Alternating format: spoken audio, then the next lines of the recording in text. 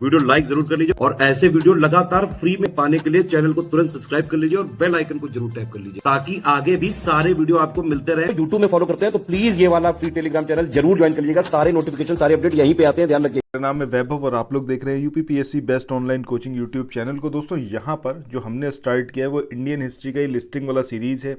जितने भी important topics हैं, जितने भी इंपॉर्टेंट पॉइंट्स हैं हिस्ट्री के, उन सबको इसके अंदर कंक्लूड किया गया है। सो अगर आपने अभी तक इसको देखना स्टार्ट नहीं किया तो सबसे पहला काम तो यही करिए कि भैया आप इसको देखना स्टार्ट करिए। और उससे भी पहले अगर चैनल पर पहली बार आए हैं, चैनल को सब्सक्राइब करिए और नोटिफिकेशन बेल के आइकन को ज़रूर प्रेस करिए। सो आइए दोस्तों स्टार्ट करते हैं आज के अपने इस सेशन को।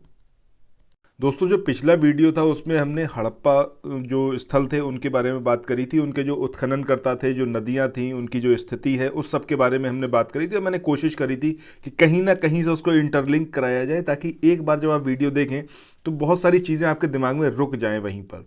ठीक है, अब यहाँ पर आज उसी चीज़ को हम आगे बढ़ाएंगे और जो आपका ये ऋग्वैदिक कालीन देवता हैं इनके बारे में यहाँ पर हम बात करने वाले हैं। ठीक है, मेरी यहाँ पर कोशिश ये रहेगी मैं इनको किसी ना किसी ट्रिक के माध्यम से आपके दिमाग में फीड करवाऊँ, क्योंकि एट द एंड अगर आपके दिमाग में नहीं रहा एग्जामिनेशन टाइम पर तो कुछ मतलब नहीं है किसी भी चीज़ को पढ़ने का। ठीक है, तो आइए स्टार्ट करते हैं। सबसे पहले देवता है इंद्र। अब देखिए इंद्र देवता के बारे में किसी भी इंट्रोडक्शन की ज़रूरत नहीं है आपको। वैसे भी इतने आपने धार्मिक सीरियल देख रखे होंगे ऑलरेडी, नहीं भी देखे हों तो आपको इंद्र के बारे में पक्का पता होगा कि भैया ये वर्षा के देवता हैं। ठीक है, और दूसरा युद्ध के देवता हैं, देवताओं के राजा इंद्र, मतलब ठीक है युद्ध के ही ये देवता हैं। हर थोड़े थोड़े दिन में राक्षसों के साथ में लड़ाई होती रहती थी। ये जितने भी सीरियल आप देखते हैं सबके अंदर यही दिखाया जाता है। सो इंद्र के बारे में तो किसी भी तरीके का कोई डाउट मुझे नहीं लगता किसी को भी होने वाला है। अग्नि की बात करें, अब ये जो अग्नि देवता हैं ये भी भैया देवता तो हैं, ये तो सही बात है। ठीक है, और एक चीज़ क्या है कि अग्नि मनुष्य और देवता के बीच में एक मीडिएटर का काम करते हैं। अभी आप देखिए जब मतलब यज्ञ वगैरह होता है तो उसमें भी अग्नि में ही आहुति दी जाती है और कहा जाता है कि भैया अग्नि से पवित्र कुछ भी नहीं है और अग्नि के माध्यम से ही इंसान जो है वो देवता के साथ में इंटरेक्ट कर सकता है यज्ञ में आहुति देकर, और मतलब जितने भी धार्मिक क्रियाकलाप होते हैं उस सब के माध्यम से। ठीक है, इसके बाद मारुत। तो आगे चले नेक्स्ट क्वेश्चन को देखें। इससे पहले कुछ एक इन्फॉर्मेशन है आप लोगों के लिए जो बहुत इंपॉर्टेंट है। अगर आप लोग उत्तर प्रदेश पीसीएस की तैयारी कर रहे हैं, आप आरओ की तैयारी करना चाहते हैं, बीईओ की तैयारी करना चाहते हैं, इन तीनों एग्जाम की अगर आप तैयारी करने चाहते हैं तो स्टडी फॉर सिविल सर्विसेज के कोर्सेज को आप ज्वाइन कर सकते हैं कंप्लीट तैयारी के लिए। ये वन स्टॉप डेस्टिनेशन है, यहाँ पर आपको सब कुछ मिलेगा जिसमें स्टडी मटेरियल रहेगा, टेस्ट सीरीज रहेंगी, पेड क्विज रहेंगी, सब कुछ आपको एक ही जगह पर मिलेगा और ये सब कुछ सफिशिएंट होगा आपके एग्जाम को क्रैक करने के लिए, एग्जाम को निकालने के लिए। लेटेस्ट ग्रुप स्टार्ट हो चुके हैं और उन ग्रुप में आपको एडमिशन लेने के लिए सिंपली जो ये नंबर मैं आपकी स्क्रीन पर लिख रहा हूँ इन नंबर्स पर आप कॉल कर सकते हैं। 8564880530 इस नंबर पर आप संपर्क कर सकते हैं। इसके अलावा 9696066089 इस नंबर पर कांटेक्ट कर सकते हैं या फिर आप 7523864455 इन तीनों में से किसी भी नंबर पर कॉल करके आप हमसे संपर्क कर सकते हैं और ये लेटेस्ट ग्रुप जो है इसमें आप एडमिशन ले सकते हैं। ठीक है, तो आंधी या फिर हवा उसके देवता हैं। इसके बाद पूषण की बात करें तो पूषण सीधे इसके नाम से ही पता चल रहा है आपको भैया पशुओं के देवता के बारे में बात हो रही है। सोम की बात करें तो सोमरस, ठीक है, वनस्पतियों का बना हुआ सोमरस, तो दैट इज वनस्पति देवता। उषा की बात करें, उषा होता है प्रगति और उत्थान के देवता। सो यहाँ पर अगर हम बात किसकी कर रहे हैं, हम ऋग्वैदिक कालीन देवताओं के बारे में बात कर रहे हैं। ठीक है, तो एक चीज़ यहाँ पर याद रखिएगा कि वो जो पीरियड था उसमें बेसिकली किन की पूजा करी गई, उन चीज़ों की जिस पे हमारा कंट्रोल नहीं है, चाहे हम बात करें वर्षा की या फिर हम बात करें वायु की या फिर अगर हम बात करें किसकी, अग्नि की, तो जिस पर कंट्रोल नहीं है उसको देवता मान लिया गया। ठीक है, तो वर्षा, वायु और अग्नि ये तो हो गए। इसके अलावा जिनसे जीवन यापन हो रहा है जैसे कि पशुओं के सहारे जीवन यापन चला था। ठीक है, इसी तरीके से अगर हम बात करें वनस्पतियों की, ठीक है, तो वनस्पतियों के सोम देवता, इनको एक देवता मान लिया गया। ठीक है, मतलब जिस पर डिपेंडेंट था जीवन पूरा। इसके बाद बस एक आपको याद करना भर रह जाएगा, वो क्या है आपका उषा, क्योंकि प्रगति तो हर किसी को चाहिए, उत्थान हर किसी को चाहिए, तो प्रगति और उत्थान के देवता कौन, उषा। इस तरीके से आप यहाँ पर इसको इंटरलिंक कर सकते हैं, याद रख सकते हैं, ठीक है। तो ऋग वैदिक कालीन में बेसिकली उन चीज़ों की पूजा करी गई जिन पर कोई कंट्रोल नहीं था, चाहे वो वर्षा हो, चाहे वायु हो, चाहे अग्नि हो, ठीक है।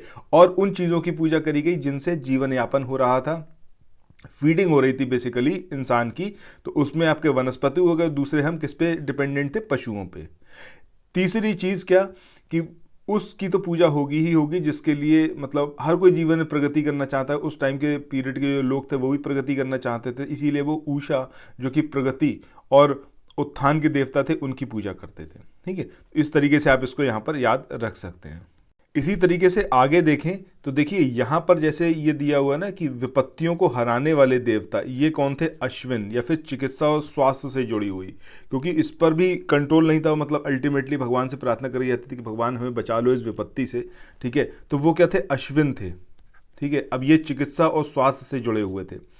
इसी तरीके से अगर हम बात करें आकाश की, तो आकाश को भी मतलब ये माना जाता होगा उस समय कि भैया यहाँ तक तो पहुँचना नामुमकिन है और मतलब इस पर हमारा कोई काबू नहीं है, ठीक है। तो आकाश को भी ध्वंस, ठीक है, तो इसको आकाश को भी एक देवता के रूप में माना जाने लगा, सबसे प्राचीन है ये। इसी तरीके से अगर हम बात करें किसकी, वरुण की, तो पृथ्वी और सूर्य के निर्माता, समुद्र का देवता, मतलब जिन चीज़ों के बारे में नहीं पता है उन सबको हमने क्या मान लिया कि बस यही भगवान है और उसी के हिसाब से अपने जीवन को हम चलाएंगे, उनकी पूजा अर्चना करेंगे, उनकी कृपा दृष्टि बनी रहेगी तो हमारा जीवन आगे चलता रहेगा।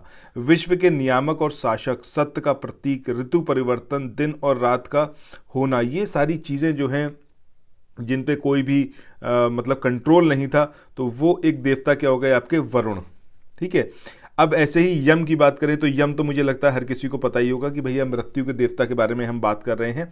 विष्णु की बात करें तो ये नैतिक आचरण, सृष्टि पालनकर्ता और ब्राह्मणों और देवताओं के रक्षक के तौर पर इनको जाना जाता था, ठीक है। तो यहाँ पर अभी तक आपने जो टोटल देखे, कितने देखे आपने, ऊपर हम बात करें तो ऊपर हमने बात करी कितने देवताओं की, 6 देवताओं की, और नीचे भी हम बात करें तो हमने कितने देवताओं की बात करी है, 6 देवताओं की। तो टोटल कितने हो गए, 12। ऊपर वाले के बारे में अभी हमने बात करा था कि जिस पर भी कंट्रोल नहीं है उसको हमने अपना देवता मान लिया, चाहे हम वर्षा की बात करें, चाहे हम वायु की बात करें, या फिर हम बात करें किसकी, अग्नि की, ठीक है।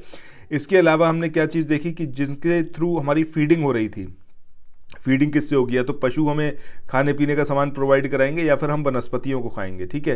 तो इस तरीके से इन सबको हमने अपना देवता मान लिया। इसके अलावा उषा जो कि प्रगति के देवता थे उसको हमने अपना देवता माना, ठीक है। अब वर्षा की बात करें तो वर्षा के हो गए आपके इंद्र। ऐसे ही अगर हम वायु की बात करें तो वायु से आपका मारुत। अग्नि की बात करें तो अग्नि रहेगी ही रहेगी, ठीक है। पशुओं के देवता की बात करें तो पूषण।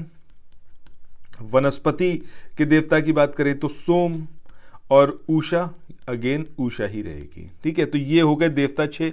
अब नीचे वाले जो ये दिए हुए हैं तो इसमें सबसे पहले अश्विन। अश्विन मतलब जो आपके जो विपत्तियां हैं उसको हर ले, ठीक है। तो ये हो गए आपके अश्विन, ठीक है, विपत्तियों को हरने वाले, क्योंकि हम तो अपने आप को नहीं बचा पाएंगे। हमारा तो यही था कि भगवान को बस प्रेयर करें उस टाइम पर कि भगवान बस हमें बचा लो, ठीक है। तो ये चिकित्सा और स्वास्थ्य से जुड़े हुए थे अश्विन। इसी तरीके से अगर हम विष्णु की बात करें, विष्णु के बारे में हर कोई जानता है, पालन करता है। कितने सारे धार्मिक सीरियल आपने देखे होंगे जो उस पर शीर्ष नहीं क्या बोलते थे उसको, नाग के शैया पर समथिंग कुछ लेटे हुए होते थे, ठीक है। तो वो आपके विष्णु जी। तो विष्णु क्या हैं आपके, संरक्षक हैं और पालन करता हैं किसके, सृष्टि के। ध्वंस की बात करें तो ध्वंस का मतलब क्या हो गया, ध्वंस का मतलब हो गया आकाश के देवता, ठीक है। क्या हो गया, ध्वंस। ध्वंस किसके देवता हैं, आकाश के देवता, और उन पर भी कोई कंट्रोल नहीं।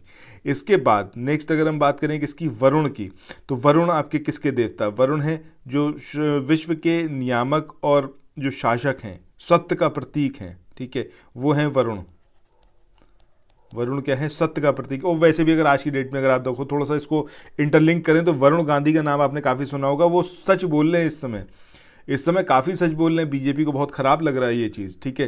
तो सत्य के प्रतीक हैं इस समय बने हुए कौन, वरुण गांधी। बहुत मतलब चुभने वाली बातें कई बार बोल चुके हैं, वो एक अलग बात है, अभी तक निकाले नहीं गए।